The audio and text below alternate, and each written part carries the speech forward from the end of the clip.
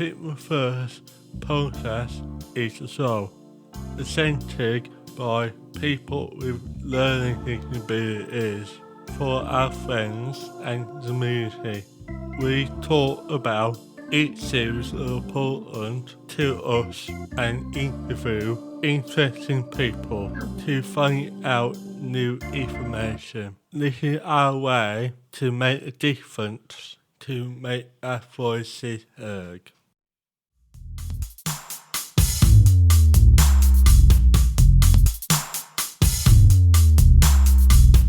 Hello and welcome to the People First podcast. Today we are interviewing a journalist and writer, Lucy Webster.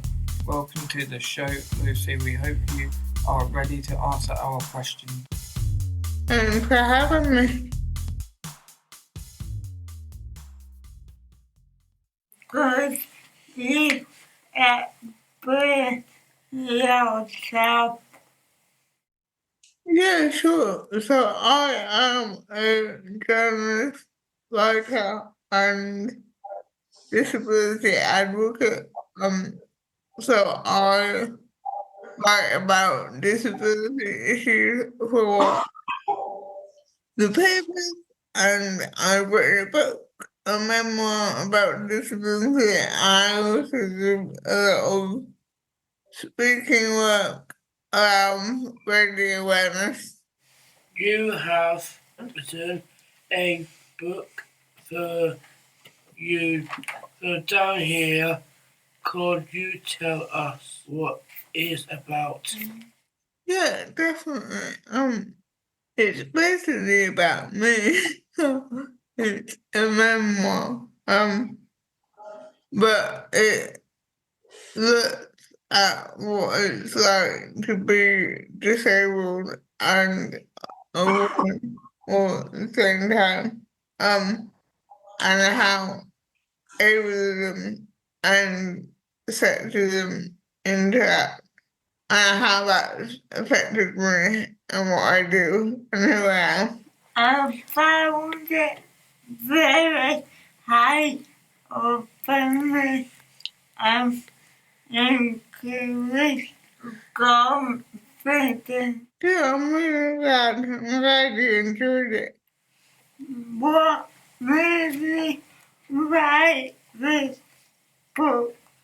What was your name? Yeah, great question. I wrote the book because when I first started thinking about writing it, I was working full time as a journalist, and I was talking about things that happen to me on a quite regular basis that I found quite normal at work, and people were often shocked by the level of discrimination that disabled people face. I think I was shocked by that shock. So I realized that people didn't know that this was happening. And then when I looked at what was already out there about ableism, there wasn't anything that the specific experiences of disabled women. I knew from my own friendships with other disabled people that the fact that I was a woman was part of what was happening to me. So there was nothing available about that. So I decided to create it myself. I think the aim was to kind of get non-disabled people to pay attention and just to realise how bad everything was and how it interacted with sexism. And that was the main aim, but then as I was writing this kind of second aim of representing disabled women for disabled women arose. So I kind of had the two aims together, if that makes sense. What do you think are the most important? That's a very good question. I'd like to say all of it. But I think for me, I think for a lot of the disabled women who've now read the book and contacted me about it, the dating chapter and the motherhood chapter have been the things that people really react to. I think because like there's so little out there about that experience and so emotional and hard and yet surrounded by silence. I think like they were really hard bits to write, but I think they were the most important bits to write. How did you gather information for the book? Did you do some research? Yeah, I mean the book is, about me, so I didn't need to do massive amounts of research, because it's a very personal story. I didn't want to speak for anyone else. The research that I did was around the wider context of why these things were happening. But again, to be honest, by the time I wrote the book, I'd been writing about disability for a decade. So I didn't have to do that much additional research because I kind of had all that material at my fingertips anyway. But for my journalism, I do obviously a lot of research. Will you write more books in the future? I hope so. Yeah. It depends if I get a book deal again. You have to have someone want you to write a book and publish it. There are definitely other books that I would like to write one day, but I think I need a break. um, I'm looking into doing some other writing, other forms of writing before I go in for the next book. Well, those of us who've read your book definitely want another. We're keeping our fingers and toes crossed. Well, tell the publisher.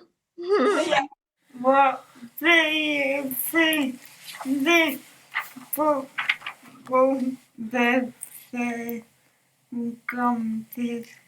I hope it makes people feel they're not alone I hope it makes people see that the things that they might struggle with or find hard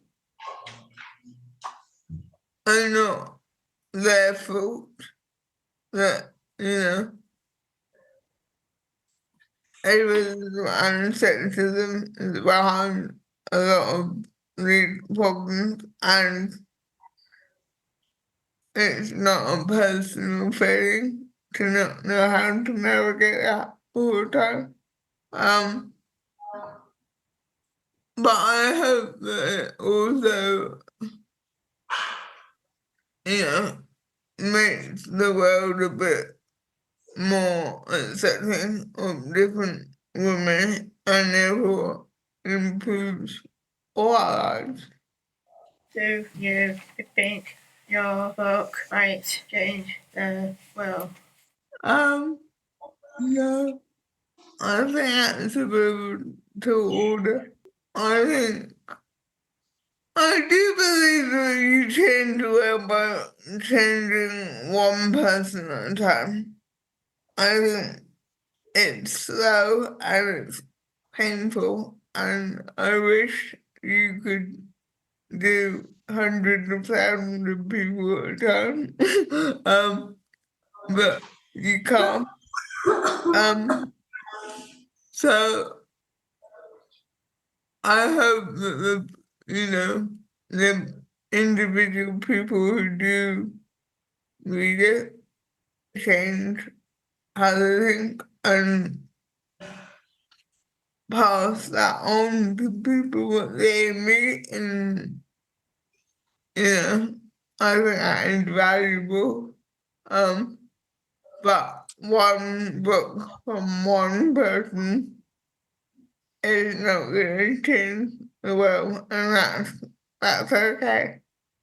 What is your favourite part of being a writer and journalist? That was my favorite part of being journalist.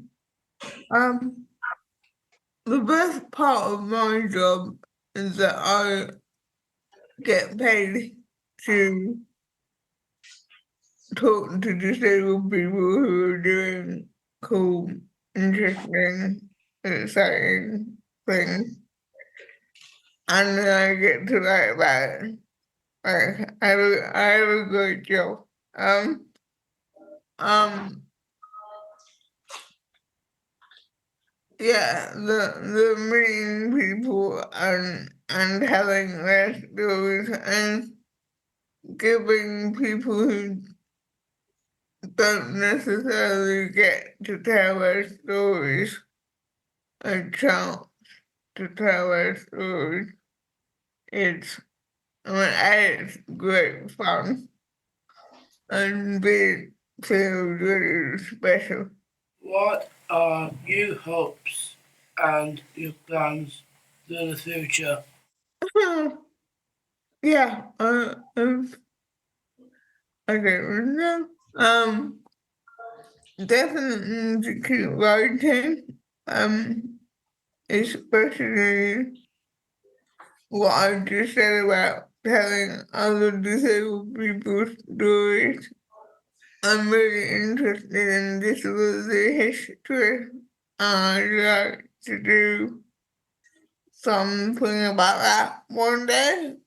Um, I'm thinking about doing, because a lot of what I do is in the newspapers and books, and that's not where young people get their information anymore. So right now I'm just working out what I want to do next. Um, we'll see what happens. That is a love question, but we would like to have any of this team if they have any audience questions. Are you doing a book about people first? I don't think she is doing a book about people first. Maybe one day. So I only just discovered who you were a couple of months ago when I started assisting Caitlin with reading your book, and I kind of delved into a little bit, and just recently you've made a post about maybe doing some fiction. Are we going to be seeing strong disabled main characters popping up in the near future? That's the idea. It's very, very, very early stages, and I have a list of bullet points on my phone, sort of stages. So don't hold me to anything. I will need to, see if I get any interest and, take it from there. But hopefully, yes. Fantastic, thank you. I read the book and I was thinking about the dating element. Is there any advice that you could give anyone, especially maybe somebody in the LGBTQ plus community who's also disabled? Yeah. But the book and then realized that I was gay, so that was interesting. I'm still very much figuring it out or not figuring it out. As it may be. But like, I don't know, I think maybe I don't over-concentrate on dating, like, just get out and meet people to be friends and enjoy yourself and maybe meet someone along the way, but I mean, I haven't, so I don't know that I can sit here and say anything wise. How do you your confidence because of the size? Yeah, I used to be really shy. I mean, which is now unbelievable, but because I'm now quite cocky. So I'm a big believer in fake it till you make it. Do the thing that scare you. But when I started giving talks and coming on podcasts and all of that, I was terrified, absolutely terrified. But I did it anyway. And now I don't even notice. But so it's sometimes just about doing it and getting used to it, which is a really unhelpful thing when you're shy, but there's no other way. I think that all the team we have for today show. Thank you so much, Lucy. It's been interesting sharing your career and your book. Do you have anything else you would like to add before we finish the show? No, thank you for your great questions. Got some budding journalists in the room. No worries, thanks for having me. Have a good Friday. Remember to comment, like, share on Facebook, Instagram and Twitter. You can find it by searching People for Podcast. Thanks for listening and we'll see you next time.